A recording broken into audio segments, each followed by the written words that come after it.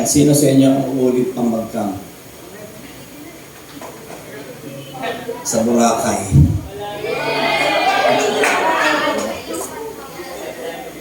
Sino sa inyo nakasama na sa camp na Zambales? Taas na naman. Bitin yun, ano? Napaka-ikli lang, bitin.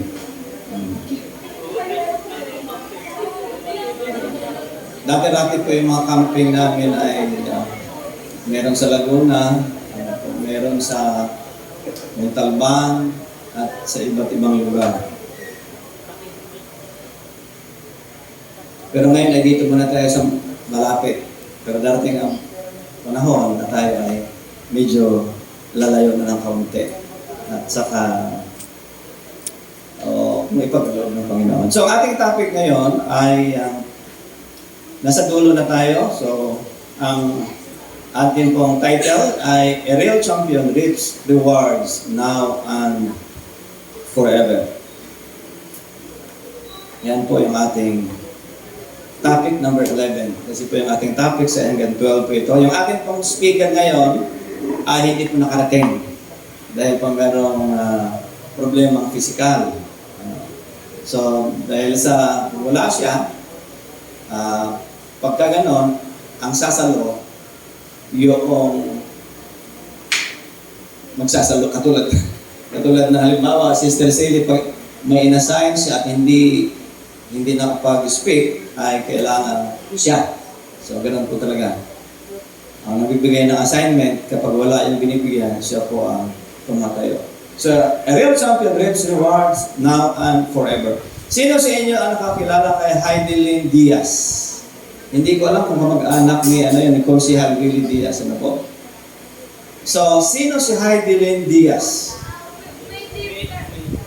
Siya po ay gold medalist. Ang alam ko sa 2020 Olympics.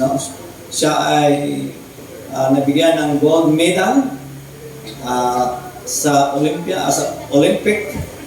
At si Heidelin ay ngayon, kung inyong mapapansin, siya po ay kilala na. So, tinanin nyo. Pero bago siya nanalo sa Olympic, sa weightlifter, bago siya nanalo, ano kaya yung mga pinagdadaanan niya? Ha? Training. Ano po ba ang kasama sa training? Ha? Ano ba ang kasama sa training? Disiplina sa sarili. Disiplina. Okay. So training, at kasama doon sa training ay mayroong self-discipline. So bago ka makarating sa tagumpay, ay marami kang pinagdaanan. So, ang tagumpay ng isang gold medal, isang Olympians, ay yung kanyang training, napakahirap at napakatinding training. Okay. So, ano naman ang rewards ng mga nag-aaral? Ano ang kanilang rewards ng mga estudyante? Diploma. Kapag nag-graduate na kayo, kaya, tingnan nyo lang, ang victory o ang blessing, hindi po isang bugsuan lang yan. Halimbawa, kailangan mong gumraduate ng elementary. Tama ba ba? Ngayon, pag nabigyan ka ng diploma, ano ulit? Secondary. So, kailangan gumraduate ka na, o ng moving up ka na, ng alin? Ng senior high school. Okay. Kapag nakagraduate ka ng senior high school, meron pang susunod.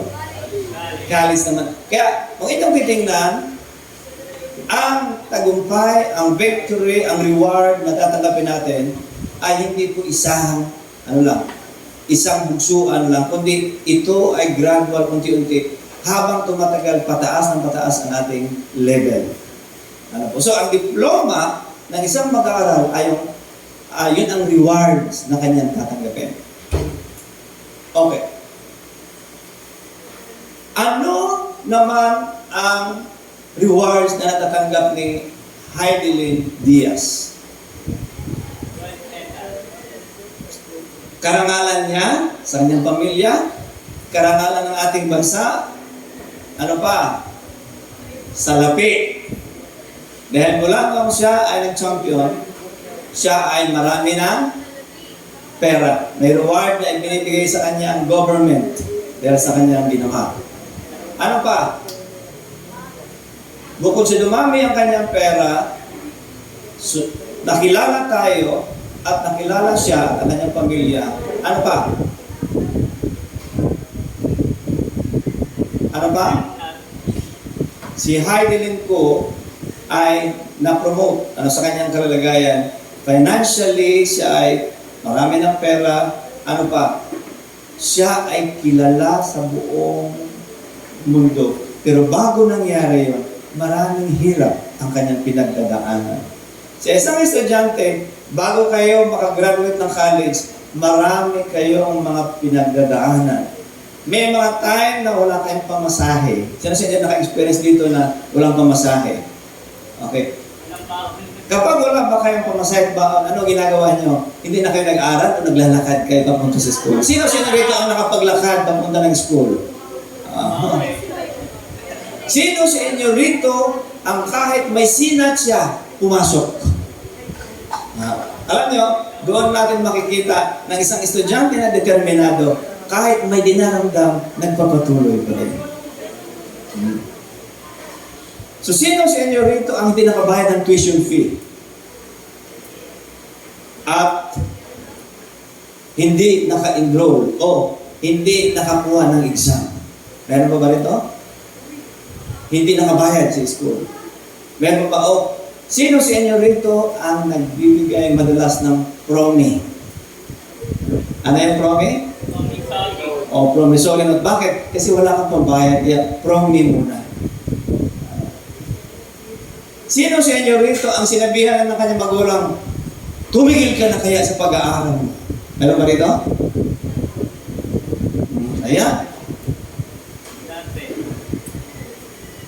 Kaya, sa isang champion, ang kanyang pinagpanalunan ay hindi lang po sa isang bagay lang, kundi sa bawat hagdan, sa bawat level ng kanyang buhay, kailangan niyang magtagumpay. Okay, ang second text. Pakibasa, 1, 2, 3, basa. Great blessings belong to those who are tempted and remain faithful. After they have proved their faith, God will give them the reward of eternal life. God promised this to all people who love Him. Okay, si Jesus Christ, nung siya nag-start sa ministry, ano ang ginawa ni Satanas? Ano ang ginawa ni Satan? Sa Matthew chapter 4, siya ay tinukso para magkasala at huwag si Jesus magpatuloy sa kanyang ministry. Pero, ano ang nangyari? Nagtagumpay ba si Jesus Christ? Nagtagumpay. Bakit siya nagtagumpay? Bakit siya nagtagumpay? Kasi, determinado siyang sundin ang kalooban ng Ama na nasa langit. So, sino daw po yung nagtatagumpay? Sino daw yung binibigyan ng blessing o ng reward ng Panginoon? Yung mga taong una, nakapasa sa pagsubok, at pangalawa, ano nakalagay sa text? Yung nanatiling tapat. Ayan. So sa akin po, ang word na faithful, hinawa ko po itong consistent. Kasi ang isang faithful ay consistent sa kanyang ginagawa. Kapag nag-aaral ka, of course, consistent ka sa pag-aaral mo. At dahil doon, darating ang panahon, tatanggap pa ng reward, yung diploma. At hindi lang ikaw ang masaya, kundi una sa lahat na masaya ay yung magulang mo. At kapag nakagraduate ka na, ano ang susunod? Meron ka ng kita. Meron ka ng sweldo. Pero bago nangyari yon, marami kang pinagdadaanan.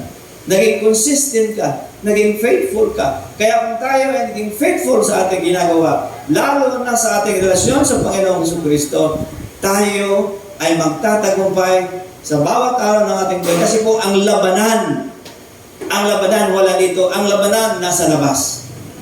Paglabas nyo dito, may mga kaibigan kayong tutukso sa inyo o mag-aakit sa inyo o magdadala sa inyo dun sa maling gawin ng pamumuhay. So ang labanan ay wala dito. Si Satanas, ang gusto niya na tayo ma-distract. Si Satanas, ang gusto niya tayo ay ma-refocus doon sa ibang bagay o ma-defocus. Tayo ay mawala sa atin. Yung inyong pinag-aralan dito mula ng nakaraang 6 ng April, maaring mabura sa isip nyo pag nasa labas na kayo. Hindi nyo na matatandaan.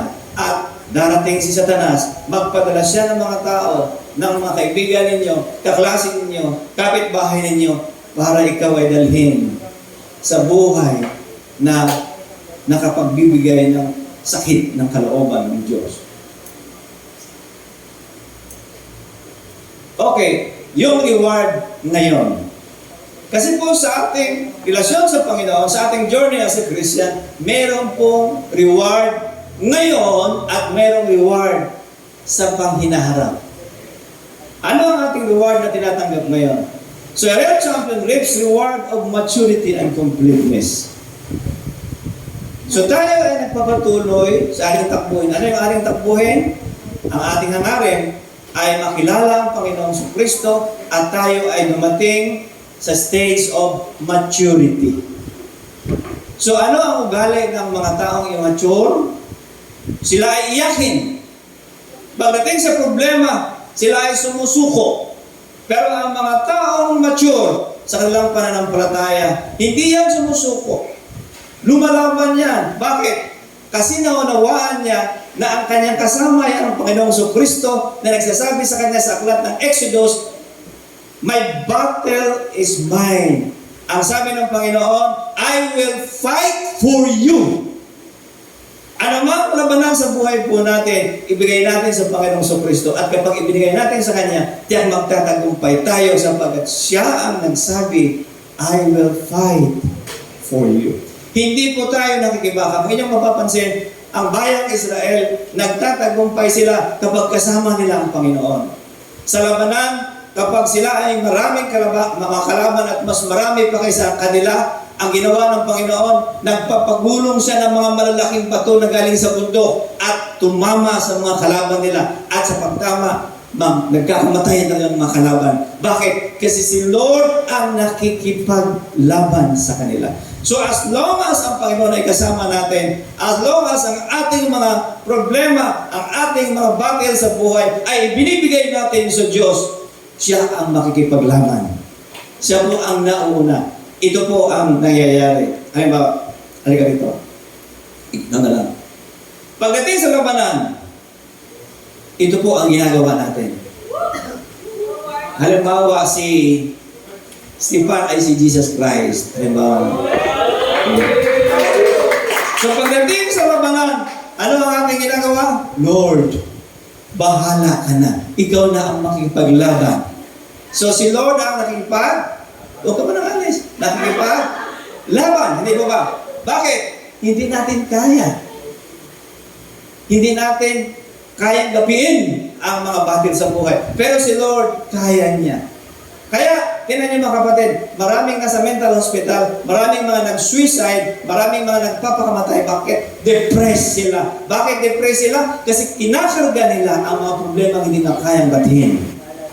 Pero, kung sabihin mo kay Lord, Lord, bahala ka na. Kaya na po ang bahala sa problema ko. Kaya na ang makikibaka. Kaya na po ang haharap. At si Lord ang makikialam at makipagbaka in behalf of you. Bakit? Kasi sabi niya, I will fight for you. Pagkatapos, pagdating sa pagpapala, pag ikaw ay tumanggap ng pagpapala, Lord, ikaw ang nasa harap. Si Lord nasa likod, Lord, eto na ako, para tanggapin ang mga pagpapala. Bakit? Siyempre naman, ikaw ang tatanggap ng blessing, di ba? Paglabanan, Lord, bahala ka na, magtatago ka sa likod. Hindi ba ba yung mga prayer natin, Lord, itago po yung aming tagapagsalita. O kaya, sasabihin ng mga speaker, Lord, itago po niyo ako sa iyong likuran na hindi po ako ang makita, hindi ikaw. Halimbawa, no? Kaya pag Labanan, Lord, nakatago ako sa likod mo. Bahala ka na sa akin. Hindi pa ba? So, ang tanong, karawagan ba yon? Karawagan ba yung magtatago ka sa likod? Hindi, bakit? Siya ang may kapangyarihan. Siya ang coach mo. Hindi pa ba? Siya ang master mo. Siya ang Lord mo. Siya ang king mo. Siya ang God mo. Siya ang shepherd mo. At dahil doon, siya ang may kapangyarihan na pagtagumpay. Siya ang may kapangyarihan na gabiin lahat ng mga problema, mga battle natin sa buhay nito. At dahil doon, ibinibigay natin sa Kanya. Ano ang sabi ni Peter? Ilagak ninyo, ibato nyo, ipasa nyo sa Panginoon ang inyong mga alalahanin sa buhay sapagkat siya ang nagmamalasakit sa inyo. Yan. Siyempre, paglabanan, alak na Lord. Pero pag-blessing, Lord, sa harap mo. At doon ko muna sa likod ko, natanggapin ko yung mga pagpapala. Siyempre naman, di ba? Sino sa inyo rito ang gustong pagpalain ni Lord? Okay, so dapat meron tayong mga kasi bago kayo dumating dito sa maturity and completeness, marami kayong pagdadaanan. So itong camp ngayon, pasimula pa lang ito. Pasimula pa lang ito. Marami kayong haharapin ng mga problema at pagsubok sa buhay na ito. Pero ito ang tandaan ninyo. Ito ang tandaan nyo. Sa Exodus, ang sabi ng Panginoon, I will fight for you. Yan po ang tatandaan ninyo. The battle is the Lord's and the victory is ours. So if you let the patience work in you. So ano ang kailangan natin para mag-mature tayo? Ano ang katakiang kailangan natin? Patience. Hindi mainipin. Ano po? Kundi may pagpapahinuhod, naghihintay sa tamang panahon. So kailangan natin ang patience. So the end result will be good. You will be mature and complete. You will be all that God wants you to be. Alam nyo, yung mga pagsubok, yung mga challenges, ay ipinahintulot ng Panginoon yan. Para ano? Para tayo ay maging immune na sa problema. Tingnan ninyo, ang isang taong immune na sa problema, hindi na niya iniinda yung problema. Bakit? Kasi sanay na siya. Sanay na siyang tanggapin. Kaya tingnan ninyo, yung school, yung ating Christian life parang school. Una, may school of testings. Anong level? Elementary. Pagkatapos, may school of testing, anong level? Secondary. At pagkatapos, mayroong school of testing. Ano ang level? Tertiary. So, ang mga pagsubok po ay level yan. Kapag nakapasa ka sa unang baitang, hahakbang ka sa pangalawang baitang hanggang dumating ka sa baitang ng maturity. At kapag dumating ka na sa baitang ng maturity, ang gagawin ng Panginoon sa iyo, i-bless, i-bless, i-bless, i-bless. I-bless. Bakit? Kasi ikaw ay complete na. Number 2, a real champion reaps the reward of wisdom. Ang mga champion ay mayroong wisdom na. Ngayon, ang tanong, sino yung wise? Ito, ang isang taong wise, yung sumusunod sa instruction ng kanyang coach. Ang isang taong wise, yung minamahal niya ang kanyang coach, ang kanyang Panginoon. Yung taong wise, yun yung gumagawa ng mga bagay na nakalulugod sa kanyang coach. Yung isang taong wise, nagbibigay ng karangalan at kasiyahan sa kanyang master, sa kanyang Panginoon. At ito mga kapatid, ang sabi ng aklat ng Proverbs, ang isang daong anak na wise, nagbibigay kasiyahan sa kanyang magulang. Yan po. So, balit ang anak ng foolish ay nagbibigay ng kalungkutan at kahiyan sa kanyang mga magulang. Kapag wise ka, nagbibigay ka ng kasiyahan sa iyong magulang. Bakit? Kasi sinusunod mo siya. Ginagawa mo yung kanyang gusto. At dahil doon, ang tawag sa iyo ay wise. Ang isang taong wise, ayon sa Proverbs chapter 11, ay nagdadala ng mga tao sa Panginoon. So kayo mga kabataan, kayong nandito ngayon, gagamitin kayo ng Panginoon. Kanino? Sa mga kapwa nyo kabataan na namumuhay sa kaharian ni Satanas, na sila ay malipat mula sa kaharian ni Satanas patungo sa kaharian ng Diyos. At kapag kayo ang nagiging agent ng Panginoon para kain ang kapwa niyo kabataan, ang tawag sa inyo ay wise. Ayon sa Proverbs chapter 11 verse 30. So ang isang taong wise, nagbibigay kasiyahan sa Diyos. Ang taong wise, nagbibigay kasiyahan sa kanyang magulang. Ang taong wise, nagbibigay kasiyahan sa kanyang seal leader. Ang taong wise ay sumusunod sa kanyang Panginoon, sa kanyang Diyos. Yun ang taong wise. Kaya sabi dito, do any of you need wisdom? Ask God for it. He is generous and enjoys giving you to everyone. So He will give you wisdom. Ito mga kapatid, tinan ninyo. Ano ba ibig sabihin ng wisdom? Ang wisdom ay ang knowledge na ang kaalaman, ang salita ng Diyos na ipinamuhay mo, yan ang wisdom.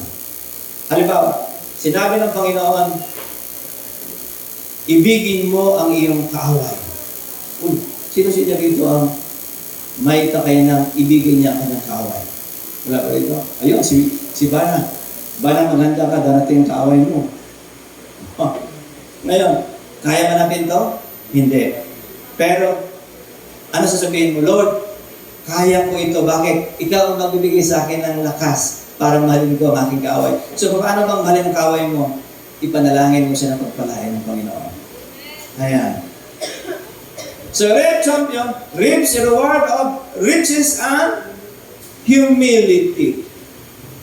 Si Hayden Diaz ba ay dumami ang pera?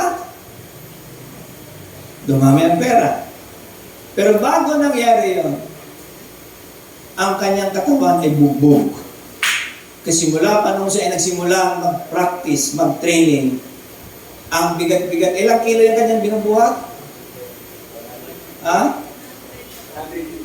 150? Sa Olympics po nitong 2020, ang kanya pong binuhat ay 55 kilograms. So 55 kilograms, mahigit sa isang kabang bigas. Kasi ang isang kabang bigas ay 50 kilograms. So, mahigit sa isang kilong bigas at kaya-kaya niyang iangat ng paganyan. At higit pa doon ang kanyang kaya.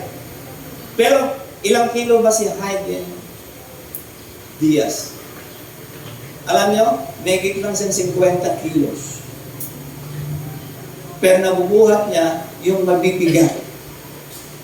Bakit? Kasi dahil sa training, dahil sa disiplina. Kaya ito, hindi natin kayang gawin kapag ang Panginoon ang kasama natin. Ano ba?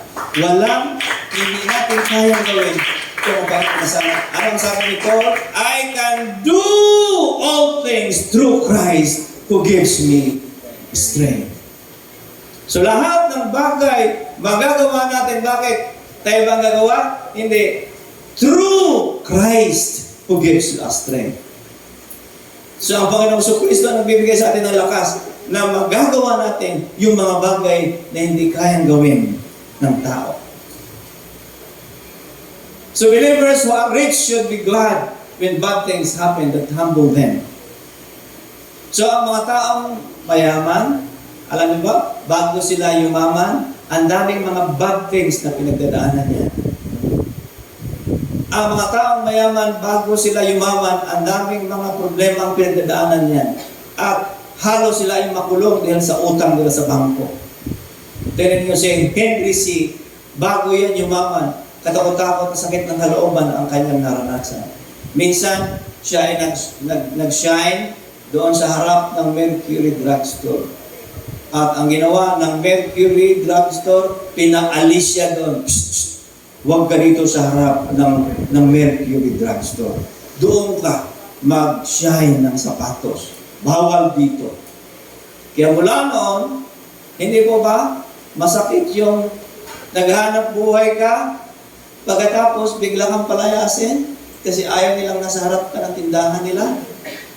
Kaya kung inyong mapapansin, ang lahat ng SM walang mercury. Anong meron sa SM? Watson. Bakit walang mercury drug sa SM? Kasi gumante ang SM kay mercury. Kaya hindi sila naglagay ng mercury drug. Bakit? Nasaktan si Henry C. doon sa kanilang ginawa. So bago kayo maman, katakot-takot, akala nyo ba yung mga mayayaman, maganda ang ganda ng buhay? Hindi. Ilan sa kanila ang napakaraming utang sa bangko. Ilan sa kanila ang hindi halos makatulog dahil sa kanilang pag-isip sa negosyo. So bago ka nakarating sa buhay na masagana, buhay na pinagpapala, marami kang pagdadaanan na mga hirap, sakit, bago ka makarating doon. So, ano yung reward? Now, maturity, completeness, ano pa? Riches. Ito ang reward habang tayo nabubuhay ngayon. Pero sa eternity, ano ang reward? Ano ang reward? Eternal life. Sa palagay ninyo, ang eternal life nabibili ng salapi? Ang eternal life kayang bilhin? Kahit buong yaman ng mundo ito kayang bilhin? Hindi. So, ang eternal life ay ibibigay ng Panginoon sa lahat ng mga taong sa Kanya tumanggap at nanalig, sa lahat ng mga taong nanatili kay Kristo ng tapat, sa lahat ng mga taong nagtagumpay kahit sa gitna ng mga problema, pagsubok, mga testings sa buhay na ito. So great blessings belong to those who are tempted and remain faithful after they have proved their faith. God will give them the reward of eternal life. Ano bang itsura nitong eternal life? Ikaw ay mamumuhay, ikaw at ako ay mamumuhay sa piling ng Panginoon na walang kamatayan. Ikaw ay mamumuhay sa piling ng Panginoon na wala ng pag-iyak, wala ng problema, wala ng pagluha, wala ng awayan, wala ng sakit, walang anumang uri ng karamdaman. Tayo mamuhay ng malusog, walang hanggang buhay, walang hanggang kaligayahan sa piling ng ating Panginoon. Yan ang reward na ibibigay ng Panginoon sa mga taong anong topic hapon? Hanggang sa wakas sila ay yung finishing well. So ano ang reward sa mga tao? Natapos nila ang takbuhin nagbibigay ng karangalan sa Diyos. Ang reward ay eternal life. Itaas ang kamay na dito ngayon ng kasabing pastor, naniniwala ako ay may eternal life na. So, marin natin matagpuan ang eternal life. Ano ang sabi ni Jesus? Ang sino mang sumampalataya sa akin ay may buhay na walang hanggan. Saan matatagpuan nyo? John 6:47. May nakalagay doon. John 3:16. Ano po? Maraming mga verses patungkol doon. Ang buhay na walang hanggan ay na kay Kristo. Kaya, tinanin niyo, kapag si Kristo ay nasa iyo, meron kayong eternal life. Kapag si Kristo ay nasa inyo, darating ang panahon, mag-resurrect kayo. Darating ang panahon, mabubuhay kayo nakasama ang ating Panginoon sa Kristo sa buhay na walang hanggan. So everything good comes from God. Every perfect gift is from Him. These good gifts come down from the Father who made all the lights in the sky. But God never changes like the shadows from those lights. He is always the same. God decided to give us life through the true message He sent us. He wanted us to be the most important of all that He created. Sa ating pasimula, tayo ay nilikha ng Panginoon ayon sa Kanyang wangis at larawan. Sa ating pasimula, tayo nilikha ng Diyos na special sa Kanyang harapan. Kaya tayo ay hindi pinababayaan ng Panginoon na mawalay sa Kanyang piling. So I give all the glory. Ito po ang sabi ng isang Olympians. I give all the glory to God. It's kind of a win-win situation. the glory goes up to Him, and the blessing fall down on me. Sino ang nagsabi nito? Si Douglas, siya po ay professional gymnast. Kailan? Ang 2012 Olympic gold medalist. Basahin natin ulit yung kanyang sinabi. 1, 2, 3, go. I give all the glory to God. In spite of obedience situation, the glory goes up to Him, and the blessings fall down on me. Okay, simple lang. Kapag ang Diyos ay nag-bless sa buhay mo, i-bless ka rin niya. Ulitin ko, kapag ang Diyos ay nag-bless sa buhay mo, i-bless ka rin niya. So, paano natin mag-bless ang ating Panginoon? Anong sabi kanina? Manatili tayong faithful sa Kanya. Ang manatiling tapat sa Panginoon ay pinagpapala ng Diyos. So, paano tayo maging faithful kay Lord? Maging faithful kayo sa pag-attend ng mga cell groups. Maging faithful kayo sa inyong devotion. Maging faithful kayo sa pag-attend ng mga church services, katulad ng meeting service, Sunday service. Maging faithful kayo sa pag-attend ng mga trainings. Maging faithful kayo sa inyong devotional life sa Panginoon. At darating ang panahon, i-level up kayo ng Panginoon. Ipopromote kayo ng Panginoon. Darating ang panahon na ibibigay sa inyo ng Panginoon ang kasiyahang gusto mong maranasan sa piling niya. Bakit? Ulitin ko, ang nagbibigay ng kasiyahan sa Diyos, kung sino mang nagbe-bless kay Lord, sa magitan ng buhay nila, i-bless ni Lord and return. So, babaan natin mabigyan ng glory ang Panginoon. Paglingkuran natin ang Panginoon. Gawin natin ang kanyang mga sinasabi sa kanyang mga salita. At tiyak, tayo ay pagpapalain ng ating Panginoon. Amen ba? Okay, tayo ay tumayo.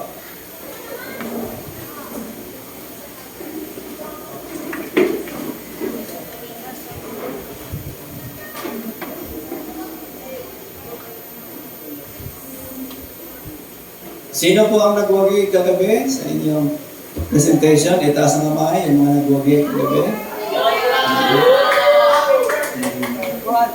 Tinanggap na ba ninyo ang reward ninyo? Ha? Tinanggap na ba ninyo? Hindi pa?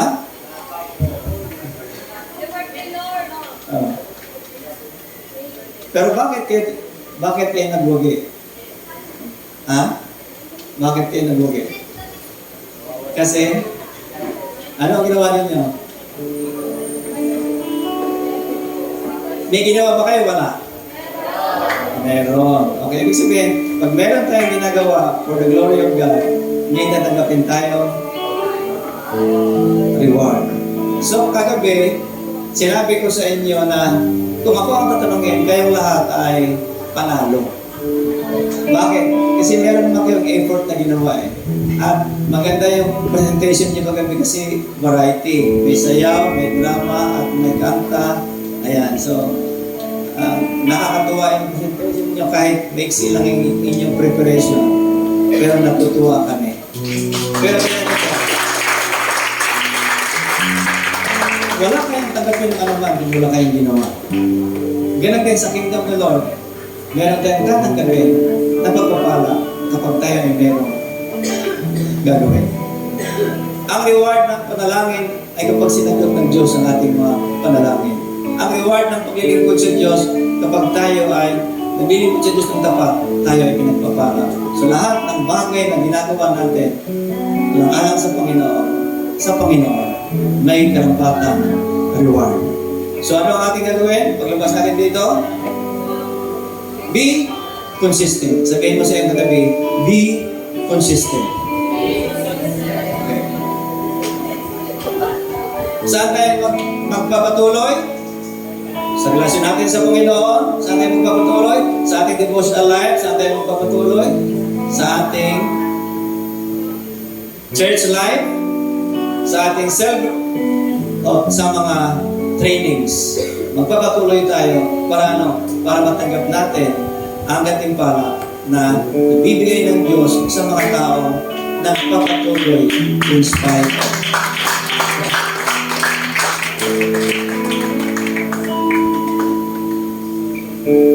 So tayo ay manalangin. Aming Ama nasa langit, kayo po aming Ama na nagnanais ng bawat isa sa amin ay mapabuti po ang aming mga buhay. Subalit may mga taong napapaliwala ang kanilang buhay dahil sa kanilang maling desisyon. Kung ano man ang ginagawa ng tao, doon siya patutungo, pupunta. Kung siya po ay naligaw ng landas, siya po ay mapapahama. Aming Ama, yung pinag-aralan po namin mula pa noong nakaraang Thursday hanggang ngayon, ay mabaliwala ito kung wala ang conviction ng Holy Spirit sa bawat puso ng mga narito ngayon. Kaya hiniling ko aming Diyos na nasa langit, nanawa ang inyong mga salita, ang mga araw na kadalang narinig, ay titimo sa kaibuturan ng bawat puso ng bawat isang narito ngayon. Santo Diyos, na aking dalangin, na ang application ng inyong mga salita, nawa, ay makita po ninyo sa buhay ng mga kabataan ito. Sapagkat dito sila tumanggap ng information, ng knowledge, at dalangin ko po, Panginoon, na naunawaan po nila, na-comprehend po nila ang kanilang mga natatanggap na aral. At nang sa gayon ng Diyos, ito ay kanilang ma-i-apply sa buhay po nila. At ang application nito ay sa paglabas nila. Kaya ang dalangin ng aming Diyos na mga kabataan ito ay maging wise naman, na naman po ang kanilang narinig ay kanila po sa buhay. Upang sa gayon, sa magitan nito, ma-bless po kayo. At dahil sa aming pagsunod sa inyo, i-bless niyo po kami. Aking Diyos na nasa langit na aking dalangin na mga kabataan ito, bigyan niyo po sila ng Spirit, Lord. Hallelujah. Espiritu, Panginoon, na nagmamahal sa inyo. Espiritu na sumusunod sa inyo. Espiritu na nagpapasakop sa inyo. And Father God, I rebuke and I bind any spirit of rebellious spirit sa mga bataan ito in the name of Jesus Christ. Hallelujah. At aming Ama na aming dalangin ng lahat po ng mga nag-aaral na narito ngayon ay makagraduate sila in the name of Jesus Christ. Hallelujah. Upang sila ay tatanggap ng reward na walang iba kundi ang diploma na ang nagbibigay, Panginoon. Nito ay kayo, O aming Diyos. Ato Diyos, ang unang-unang matuwa, O aming Diyos, sa diploma ang kanilang tatanggapin ay ang kanilang mga magulang na nagpagal, nagtiis, para ang mga bataang ito, O aming Diyos, ay gumraduate. Hallelujah. At aming Ama, sinasabay ko po ang anumang distraction sa buhay ng mga bataang ito. Ang magawa ng kaaway sa buhay nila, I rebuke and I bind. At dalangin ko po ng mga batang ito ay magtagumpay, O Panginoon. At sila ay magtatagumpay.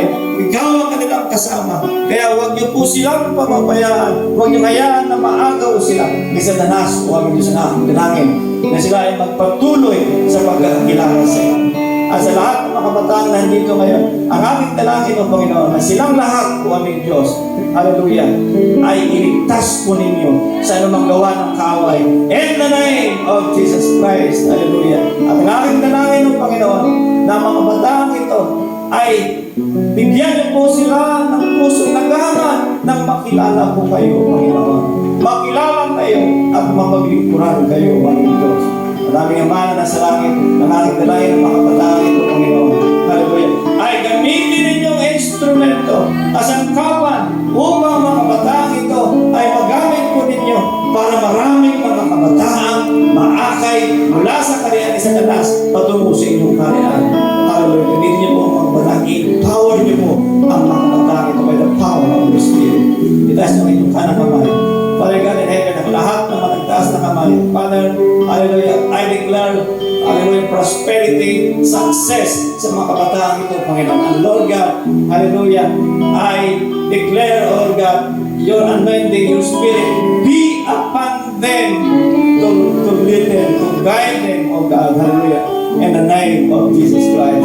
Salamat po, salamat. Sa lahat ng matagtaas na kamay, O Panginoon, na aking dalangin, puspusin po ninyo ang bawat isa ng banal na Espiritu ang Diyos. In the name of Jesus Christ. Hallelujah. Ang lahat ng mga tumanggap at nanawig sa ating Panginoong Kristo ay magsabing Amen.